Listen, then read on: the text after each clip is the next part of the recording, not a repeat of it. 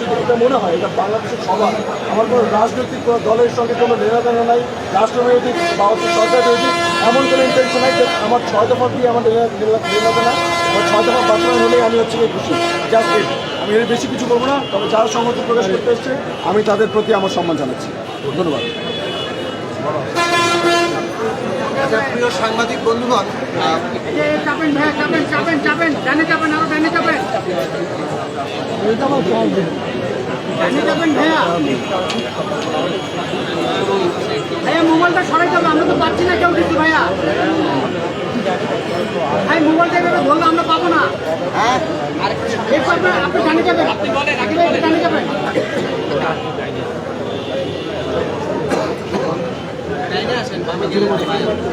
ভাই এই যে আপনি ব্লক করে দিবেন ভাই। আক্তার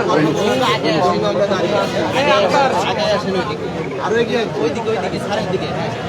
ওকে ওকে বাস ঠিক আছে, চলবো ভাই। মোবাইলটা শিক্ষার্থী মহিউদ্দিন রনি, মুন্নি, শাওন এবং তার বন্ধুরা বেশ কয়েকদিন ধরে রেলওয়ের যে অবস্থাপনা, দুর্নীতি, নানা ধরনের অনিয়ম চলছে, সেই সব বিষয়ে তারা বেশ কয়েকটি দাবি উত্থাপন করেছেন এবং তাদের প্রতিবাদ জানিয়েছেন। দেশের বিভিন্ন অঞ্চলে থেকে মানুষ এটাকে সমর্থন জানিয়েছে। সোশ্যাল মিডিয়ায় ছড়িয়ে যাওয়ার পরে সারা দেশের মানুষের ভাই পিছন থেকে ফেলেন না, ক্যামেরার ফ্রেমে চলে যাবো। এই বিষয়ে আসলে নানা ধরনের দুর্ভোগের শিকার। আমরাও একে নানাভাবে সমর্থন জানি। আজকে বিকেল 4টার পর থেকে ডাক্তার জাফরুল্লাহ চৌধুরী এখানে সংহতি জানাতে এসেছেন। আমরা আগে এখানে সংহতি জানাতে এসেছি। আমার বিপ্লবী ওয়ার্কার্স পার্টির সাধারণ সম্পাদক সাইফুল হক এখানে উপস্থিত আছেন, গণ অধিকার পরিষদের সদস্য সচিব ডাক্তার সাবেক ভিপি নুরুল হক নূর আছেন, এখানে বিশিষ্ট মুক্তিযোদ্ধা ইশতিয়াক আব্দুল উলফাত আছেন, ভাসানী অনুসারী পরিষদের সদস্য সচিব আমাদের রিজু ভাই আছেন, অনেকেই এখানে উপস্থিত আছেন, অনেক মুক্তিযোদ্ধারা উপস্থিত আছেন সংহতি জানাচ্ছেন। জাফরুল্লাহ ভাই চেয়েছিলেন এখানে যারা স্টেশন মাস্টার হিসেবে দায়িত্বে আছেন তাদের সাথে কথা বলতে, কিন্তু আমরা এখানে এসে বিস্ময়ের সাথে দেখলাম যে বাংলাদেশের একজন সিনিয়র সিটিজেন, একজন বিশিষ্ট মুক্তিযোদ্ধা, যিনি এখানে বসে আছেন প্রায় 5 ঘন্টারও বেশি সময় ধরে, কিন্তু তার সাথে দেখা করার জন্য এখানে কোনো স্টেশন মাস্টার কর্তৃপক্ষ আসছেন না, কিংবা তাকেও দেখা করতে সেখানে তারা যাওয়ার ব্যবস্থা করেন নাই। এটা অত্যন্ত বিস্ময়কর। বাংলাদেশের প্রধানমন্ত্রী বলেন যে বিরোধী দলের কেউ যদি সেখানে যায় তো উনি নাকি চা খাওয়াবেন। তো এখানে হুইল চেয়ারে বসে ডাক্তার জাফরুল্লাহ চৌধুরী আছেন, কিন্তু স্টেশন মাস্টাররা এসে আসলে দেখা করার মতো সৌজন্যতার জায়গাটিও নেই। বাংলাদেশের জনগণের করের পয়সায় এই অফিসগুলো চলে। একটা পাবলিক অফিস হোল্ড করছেন একজন স্টেশন মাস্টার। দেশের সিনিয়র সিটিজেনরা, ট্যাক্স পেয়াররা, তারা এখানে কথা বলতে এসছেন, তিনি কথা বলেন না। এই যে অবস্থা দাঁড়িয়েছে, এটাই হচ্ছে যে দুর্নীতি এবং অনিয়ম এবং অব্যবস্থাপনা চলে, যে দুর্ভোগের মধ্যে আমরা আছি, তার সরাসরি একটা যোগাযোগ এর মধ্যে আমরা দেখতে পাই।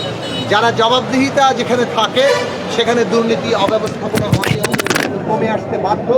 কিন্তু যখন পাবলিক অফিস হোল্ডাররা, যারা একটা জনগণের করের টাকায় যাদের বেতন হয়, সেই সমস্ত অফিসে যারা কর্মকর্তা হিসেবে নিয়োজিত থাকেন, যারা জনগণকে সেবা দেওয়ার কথা, তারা তাদের দায়িত্বটা পালন করেন না, এবং কি জনগণ যখন কিছু জবাবদিহিতা চাইতে আসে সেইটুকুকেও তারা সেখানে সম্মান জানানোর প্রয়োজন বোধ করেন না। এটা সম্পূর্ণ আমরা মনে করি যে ভয়াবহ একটা ঔদ্ধত্য তারা দেখিয়েছেন, তারা দেখিয়ে চলেছেন, এবং এই জায়গাটি নিশ্চয়ই আমাদের সমস্ত জনগণ তারা দেখছেন এবং সেই বিষয়ে তারা তাদের ভূমিকা রাখবেন। তো আমার মনে হয় যে আমরা এখানে এখনো পর্যন্ত জাফরুল্লাহ ভাই কী সিদ্ধান্ত নেন সেটা আমরা জানব। আমার মনে হয় যে আমরা এই যে দাবি তোলা হয়েছে এটার সাথে আমাদের সংহতি জানিয়ে আরও আমাদের যে ভবিষ্যতে আমাদের ভূমিকা রাখা সেটা আমরা চেষ্টা করব। আমার মনে হয় সাইফুল ভাই, নূর কিংবা উফাত ভাই কিছু বলতে চাইবেন। একটা প্রশ্ন ছিল, আর রনি এতদিন পর্যন্ত যে আন্দোলনটা করছিল সেটা ছিল অরাজনৈতিক, কিন্তু আপনাদের এই অবস্থানের পরে এটার মধ্যে কোনো রাজনৈতিক গ্রাম যুক্ত হবে কি বলে মনে করছেন কিনা? না দেখুন, এই রনির আন্দোলনকে রনি যেভাবে রাখতে চাইছে সেটা তার নিজের অবস্থান, সে নিজের অবস্থান জায়গা থেকে আন্দোলন করে যাচ্ছেন। প্রত্যেক ব্যক্তিরই নিজস্ব মত এবং চিন্তা অনুযায়ী আন্দোলন করার অধিকার আছে, দাবি জানানোর অধিকার আছে, এবং সেটার প্রতি আমাদের পূর্ণ সম্মান আছে। কিন্তু আমরাও বাংলাদেশের নাগরিক এবং এই সমস্যা সকলেরই সমস্যা, সে কারণে এই সমস্যাকে প্রত্যেক ব্যক্তি তার নিজ নিজ অবস্থান থেকে দেখবেন। বাংলাদেশে এটা একটা জবাবদিহিতাহীন শাসনের সমস্যা বলে আমরা মনে করি, বলে আমরা আমাদের মতামত ব্যক্ত করছি।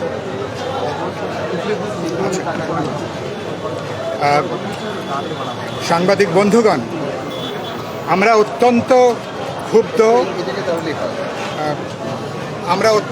ক্ষুব্ধ যে মহিউদ্দিন রনি এবং তার বন্ধুরা এতদিন ধরে রেলওয়ের যে টিকিটের দুর্নীতি, এখানে যে ভয়াবহ সিন্ডিকেট, যেটা দেশের লক্ষ লক্ষ মানুষকে জিম্মি করে রেখেছে বহু বছর ধরে, তার বিরুদ্ধে তারা একটা শান্তিপূর্ণভাবে অবস্থান নিয়েছেন, একটা আন্দোলন করেছেন।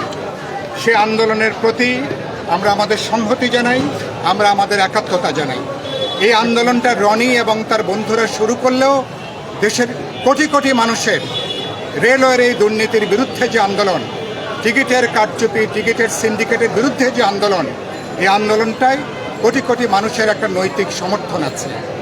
এখানে বীর মুক্তিযোদ্ধা, যিনি 80 বছরে এখন উপরে যার বয়স চলছে, তিনি আজকে 4:30 থেকে তিনি এখানে এসে দাঁড়িয়েছেন আজকের এই যৌক্তিক দাবিতে রনি এবং তার বন্ধুদের পাশে দাঁড়াতে।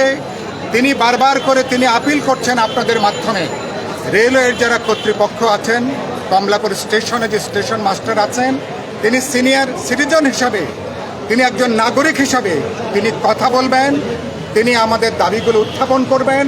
রনিদের যে দাবি, মানুষের যে দাবিগুলো নিয়ে তিনি কথা বলবেন।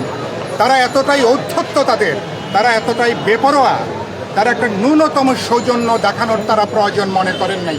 অসুস্থ মানুষটা 4:30, 5টা থেকে এখন রাত প্রায় 11:15 বাজে, তিনি অভুক্ত অবস্থায় এখনো পর্যন্ত তিনি এখানে আছেন।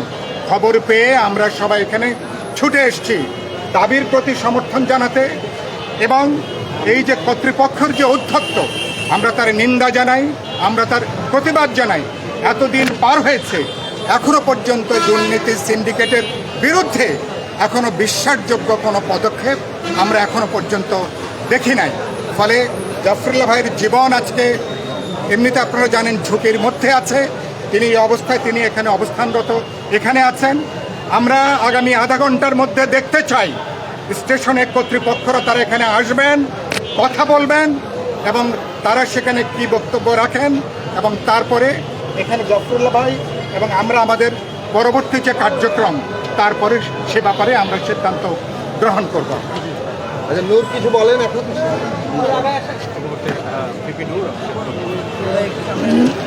সাংবাদিক ভাই বন্ধুদেরকে শুভেচ্ছা জানাচ্ছি এবং বিশেষ ধন্যবাদ জানাচ্ছি যে আমাদের ঢাকা বিশ্ববিদ্যালয়ের সহ দেশের বিভিন্ন জায়গায় আপনারা দেখেছেন যে প্রথম আন্দোলনটা শুরু করেছিল ঢাকা বিশ্ববিদ্যালয়ের শিক্ষার্থী মহিউদ্দিন রনি। তার যে অভিযোগ, সেটি স্পষ্ট অভিযোগ যে তিনি রেলের 6 দফা রেলের অব্যবস্থাপনা এবং দুর্নীতির জন্য 6 দফা দাবি দিয়েছেন, যেটা আমি মনে করি যারা যাতায়াত করে তাদের প্রত্যেকের মনের কথা এবং প্রত্যেকে এই দাবির সাথে একমত। সেই 6 দফা দাবি নিয়ে তিনি দীর্ঘ 18 দিন ধরে এখানে আন্দোলন করছেন। আমি ঢাকা বিশ্ববিদ্যালয়ের একজন শিক্ষার্থী এবং সাবেক ভিপি হিসেবেও তার প্রতি আমার একটা দায়বদ্ধতা আছে। দ্বিতীয়ত, দেশের একজন নাগরিক হিসেবে তিনি যেই দাবিগুলো তুলেছেন, সেটা এদেশের প্রত্যেকটা রাজনৈতিক অরাজনৈতিক সব মানুষেরই দাবি। কারণ আমরা সরকারি একটা প্রতিষ্ঠান যেটা জনগণের সেবা দেওয়ার জন্য তৈরি করা হয়েছে, সেটা জনগণকে সেবা দেবে, আমরা তো সেটাই চাই। কিন্তু আমরা খুব আশ্চর্য হয়ে খুব উদ্বেগের সাথে লক্ষ্য করেছি যে গতকালকে যখন প্রধানমন্ত্রী ক্যাবিনেটে বা তার নেতাকর্মীদেরকে যখন বলেন যে বিরোধী দল যদি যৌক্তিক এবং ন্যায়সঙ্গত দাবি দেওয়ার আন্দোলন নিয়ে গণভবন কিংবা প্রধানমন্ত্রীর কার্যালয় ঘেরাও করতে আসে, তিনি তাদেরকে চা খাওয়ার দাওয়াত দেবেন। অথচ এই বাংলাদেশের যারা তৈরিতে ভূমিকা রেখেছে, মুক্তিযুদ্ধের একজন সংগঠক জাফরুল্লাহ চৌধুরীর মতো ব্যক্তি, যাকে প্রধানমন্ত্রী শেখ হাসিনা এবং বিরোধী দলনেত্রী খালেদা জিয়াও যাকে সম্মান করেন, তিনি 4 ঘন্টা ধরে এখানে বসে আছেন, অথচ এই প্রতিষ্ঠানের দায়িত্বশীল কোনো কর্মকর্তা কর্মচারী এসে তার সাথে একটু কথা বলতে পারলেন না, তার কথা শুনতে পারেননি। আমরা মহিউদ্দিন রনিকেও দেখেছি কিভাবে বিভিন্নভাবে হেনস্থা করার একটা চেষ্টা করা হয়েছে। এটা খুব দুঃখজনক এবং দুর্ভাগ্যজনক। আমরা দেখেছি 2018 সালে শিক্ষার্থীরা যখন কুসংস্কার আন্দোলন করেছে, নিরাপদ সড়ক আন্দোলন করেছে, তখন তারা প্ল্যাকার্ড তুলেছিল যে রাষ্ট্র সংস্কারের কাজ চলছে। আমি মনে করি আজকে তারা সেই রাষ্ট্র মেরামতের কাজটাই চলছে। এই রাষ্ট্রের যে রন্ধ্রে রন্ধ্রে দুর্নীতি, অনিয়ম, অব্যবস্থাপনা ঢুকে গেছে, আজকে নাগরিকদের, শিক্ষার্থীদের পিঠ দেয়ালে ঠেকে গেছে, যে কারণে তাদের পরিবর্তন চাইছে। এটি স্পষ্ট। আমরাও স্পষ্ট করেই বলতে চাই, এখানে আমরা বিভিন্ন মতের দলের মানুষ আছি। এখানে আমরা কোনো রাজনৈতিক দাবি দাওয়া নিয়ে আসি নাই। একজন নাগরিক হিসেবে, একজন ট্যাক্স পেয়ার হিসেবে এই প্রতিষ্ঠানের কাছ থেকে আমরা যে সেবা প্রত্যাশা করি, সেই সেবার নিশ্চিত করার জন্যই আমাদের এই ভয়েস রেইজ করা, এবং যেটা ইতিমধ্যেই শুধু কমলাপুর রেল স্টেশনে মহিউদ্দিনের রনির আন্দোলন নয়, সারা দেশের শিক্ষার্থী, সাধারণ মানুষের আন্দোলনে পরিণত হয়েছে। আমি আশা করি যে কর্তৃপক্ষের টনক নড়বে অচিরেই। আমি মনে করি যে মহিউদ্দিন রনিকে প্রধানমন্ত্রীর ডেকে তাকে পুরস্কার দেওয়া উচিত, কারণ সরকার যে দুর্নীতির বিরুদ্ধে জিরো টলারেন্স ঘোষণা করেছেন, মহিউদ্দিন রনি চোখে আঙ্গুল দিয়ে একটা দুর্নীতির ক্ষেত্রকে উন্মোচন করেছেন। সুতরাং সেখানে তাকে পুরস্কৃত না করে, সম্মানিত না করে যদি হয়রানি করা হয়, তাহলে আমরা সাধারণ নাগরিক কিংবা রাজনৈতিক কর্মী কেউই বসে থাকবো না। ধন্যবাদ। নূর ভাই, একটা প্রশ্ন ছিল। ভোক্তা অধিকার আইন, ভোক্তা অধিকার এবং কি আদালত রনির পক্ষে রায় দিয়েছে, এই দেশের মানুষ রনির পক্ষে ছিল, ওই ভূমিকাগুলোকে আপনি কোন দৃষ্টিতে দেখবেন? অবশ্যই সেটা ইতিবাচক।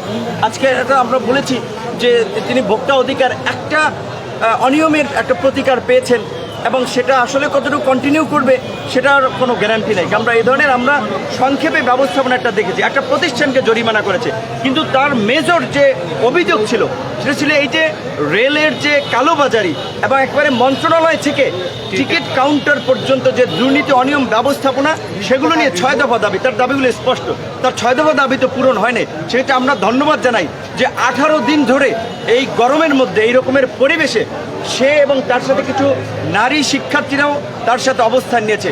আমি মনে করি এই মহিউদ্দিন রনিরা, এই তরুণরাই আগামীর বাংলাদেশকে সঠিক পথে নিয়ে যাবে। সে কারণে আমি সবাইকে বলবো দলমত নির্বিশেষে তাদের এই আন্দোলনের সাথে থাকার জন্য, এবং তাদের দাবি দেওয়া বাস্তবায়ন না হওয়া পর্যন্ত তাদের পাশে থাকা।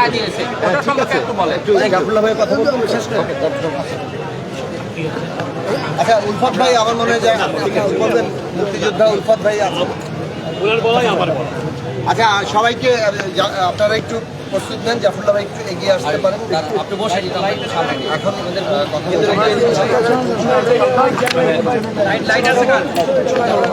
আমি তো এসেছিলাম রনিকে সংহতি জানাতে, একজন ন্যায্য দাবিকে সংহতি জানাতে, সরকারকে সাহায্য করতে। যেমন আমার পূর্ববর্তী বক্তারা সাকি, সাইফুল বলেছে, প্রধানমন্ত্রী বলেছে আন্দোলনকে উনি ভয় পান না, উনি স্বাগত জানাবেন। আজকে এখানে যে কারোবাজারি, এই যে জিনিসটাকে টিকিটের কারোবাজারি এতটুকু বন্ধ হবে না, এটা হতে পারে না।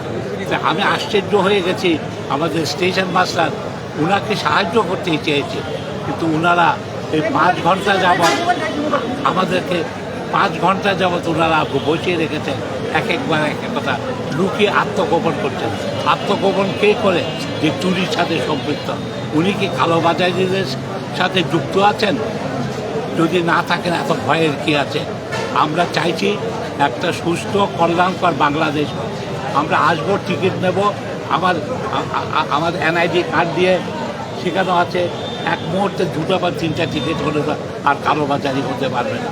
সুতরাং আমাদের রনির দাবিটা খুবই যুক্তিসঙ্গত, এবং সেটাকে আমরা মনে করি যে এটাকে একটা জায়গা দিয়ে অন্তত দুর্নীতিমুক্ত হোক, কালোবাজারি মুক্ত হোক। এটা তো বড় কিছু না, এটা তো চালের বাজার না। এক কমলাপুর স্টেশনে কেন আমরা দালাল নির্মুক্ত করতে পারবো না? কেন আমরা টিকিটের জন্য সহজ সুলভ ব্যবস্থা করতে পারবো না? সেটাই আপনাদের সরকার কাছে আবেদন। আমাদের স্টেশন মাস্টার সাহেবকে, আমাদের দুর্ভাগ্য, উনি এত ভয় পেয়েছেন, চোরের মতো লুকিয়ে আছেন। উনার যে কাজটা, উনি ভুল কাজ করেছেন। উনি কি এই অন্যায়ের সাথে জড়িত? আমি জানি না, এই উত্তর তাকেই দিতে হবে। আমরা আপনাদের সবার সহযোগিতাই চাইছি। প্রধানমন্ত্রীকে বলছি, আপনার ভালো কথা যথেষ্ট নয়, ভালো কথাকে কাজে পরিণত করতে হলে রনির মতো যারা আছে তাদেরকে তাদের বক্তব্যটা শুনতে হবে, তাহলেই দেশ উন্নতি।